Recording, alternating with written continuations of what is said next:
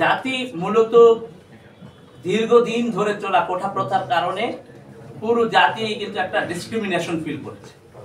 এবং আমরা দেখেছি যে কোটার পরিমাণটা এত বেশি ছিল, আপনারা সবাই জানেন, যাতে করে পুরো জাতির একটা বড় অংশ প্রত্যেকটা জায়গায় অপরচুনিটি পাওয়ার ক্ষেত্রে মনে হয়েছে তাদের অপরচুনিটি কম। খুব স্পষ্টভাবে এটা আমাদের সামনে হাজির ছিল। তো আমরা মনে করি যে যে সমস্ত শহীদ পরিবার এবং আহত যাদের যে বাস্তবতা, সেই বাস্তবতা অনুযায়ী সরকারের পক্ষ থেকে নানা ধরনের সহযোগিতা, চিকিৎসা পুনর্বাসনের প্রশ্ন আগে সমাধান করা দরকার। তারপরে বিভিন্ন সুবিধাদি দেওয়ার ক্ষেত্রে আমি মনে করি যে আমরা যে আন্দোলনটা করেছি, এই আন্দোলনটা আমরা করেছি হলো এই বৈষম্যের বিরুদ্ধে। সুতরাং আমরা প্রথমত যদি শহীদ এবং আহতদের স্বীকৃতি এবং তাদের মর্যাদার প্রশ্ন এবং পুনর্বাসন চিকিৎসার প্রশ্ন ডিল করতে পারতাম, তাহলে আজকে কিন্তু এই প্রশ্নটা আমাদের সামনে আসতো না।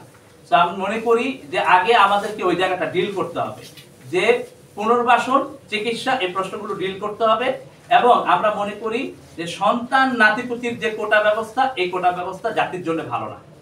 আমরা এই কোটা ব্যবস্থাকে মনে করব যে এর মধ্য দিয়ে আবারও বৈষম্যের ধারা তৈরি হতে পারে।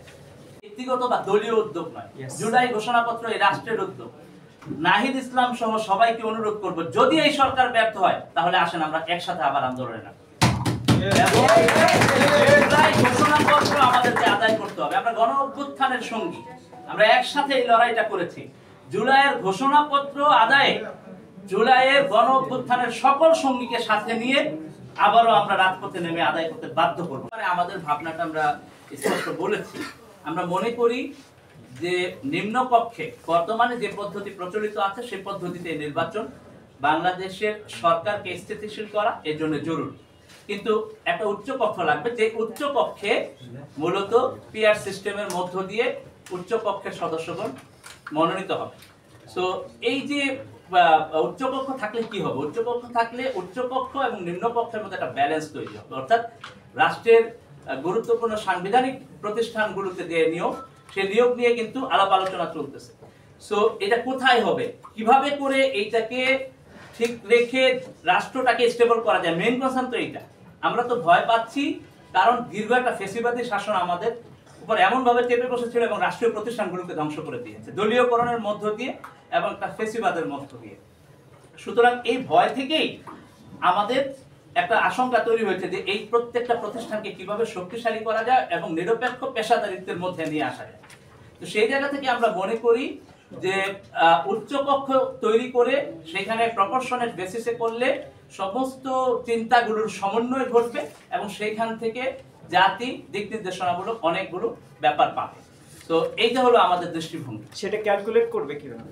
আপনারা যেটা বলছেন উচ্চকক্ষে সেটাকে ক্যালকুলেট করবে কিভাবে? আপনি কি সংসদ সদস্যের ভিত্তিতে আমরা বলতেছি ডাইরেক্ট ভোটের ভিত্তিতে। আমরা নিম্ন কক্ষের সংসদ সদস্য যেটা ওই অনুপাতে, আমরা বলতেছি প্রাপ্ত ভোটে প্রত্যেকটি দল যে প্রাপ্ত ভোট পাবে ওই অনুপাতে উচ্চ কক্ষের। আমাদের কথা হলো যে জুলাইয়ের গণ অভ্যুত্থানের যারা নেতৃত্বে ছিলেন তাদের ব্যাপারে মানুষ কি দেখতে চায়, তাদেরকে মানুষ নেতৃত্বে দেখতে চান যেমন, এমনকি তাদের সাথে সততার ব্যাপারটাও দেখতে চান। আমি মনে করি যে সততার প্রশ্ন ডিল করতে ব্যর্থ হয়েছে এবং সেইখানে নানা ধরনের প্রশ্ন স্থানীয় পর্যায়ে এবং কেন্দ্রীয় পর্যায়ে আপনারাও শুনেছেন, নানা ধরনের দুর্নীতির কথা, চাঁদাবাজির কথা এবং এই ধরনের কথা আমাদের সবার কাছে নানাভাবেই এসেছে, আমরা দেখেছি।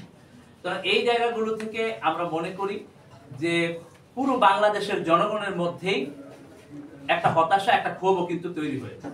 সেইখানেই আমরা মনে করি যে আপ বাংলাদেশ তার স্বচ্ছতা ধরে রেখে কাজ করতে হবে। আপনি বলছিলেন যে জুলাই ঘোষণাপত্র রাষ্ট্রীয়